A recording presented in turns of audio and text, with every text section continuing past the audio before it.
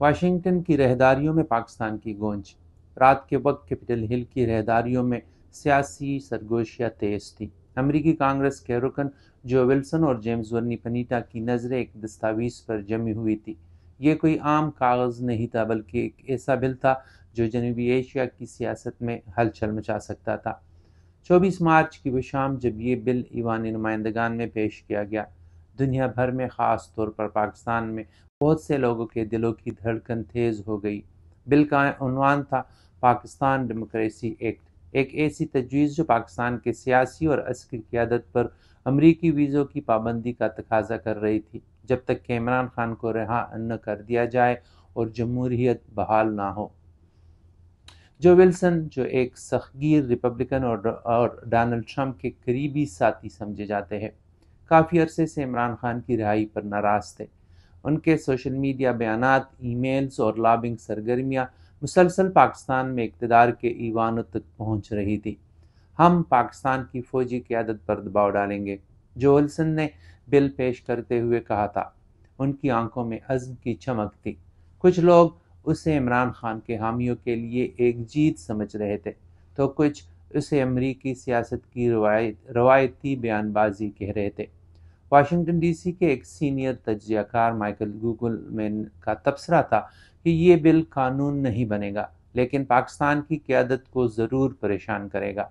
پاکستان میں حکومتی حلقوں میں خاموشی تھی، لیکن درپردہ بے چینی کی لہر دوڑ رہی تھی۔ دفتر خارجہ نے اب تک اس بل پر کوئی سرکاری رد عمل نہیں دیا تھا، مگر سفارتی حلقے اس بات پر متفق تھے کہ یہ پاکستان کے لیے کوئی فوری خطرہ نہیں، البتہ ایک مضبوط سیاسی پیغام ضرور ہے۔ پاکستان کے سابق سفیر حسین حقانی نے بھی ایک دلچسپ بات کہی: امریکہ کبھی ایسے قوانین پاس نہیں کرے گا جو اس کے اپنے سفارتی تعلقات کو مشکل میں ڈال دیں۔ اس بیان سے عمران خان کے حامیوں میں امید کی کرن ضرور دوڑی ہے، لیکن جہاں حکومت اور عسکری قیادت اس بل کو نظر انداز کر رہی تھی، وہی عمران خان کے حامیوں میں ایک نئی امید جاگ چکی تھی۔ پی ٹی آئی کے سابق مشیر زلفی بخاری نے بی بی سی سے بات کرتے ہوئے کہا: جب انسانی حقوق پامال ہوتے ہیں تو یہ بین الاقوامی برادری کی ذمہ داری بن جاتی ہے کہ وہ مداخلت کرے۔ امریکہ میں پاکستانی نژاد حلقے بھی سرگرم ہو چکے تھے۔ وہ کانگریس کے اراکین سے ملاقاتیں کر رہے تھے، خطوط لکھ رہے تھے، احتجاجی ریلیاں نکال رہے تھے۔ مگر اصل سوال یہ تھا کہ کیا یہ بل واقعی قانون بن سکتا ہے؟ واشنگٹن میں پاکستانی ماہرین کا کہنا تھا کہ یہ بل سیاسی بیان بازی سے زیادہ کچھ نہیں۔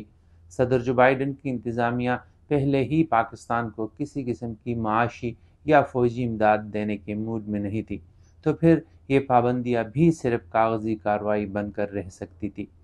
آبدہ حسین، جو امریکہ میں پاکستان کی سابق سفیر رہ چکی ہے، انہوں نے بھی بی بی سی سے بات کرتے ہوئے کہا کہ یہ محض ایک دباؤ کی حکمت عملی ہے، لیکن کیا یہ عمران خان کی رہائی کے لیے کافی ہوگی؟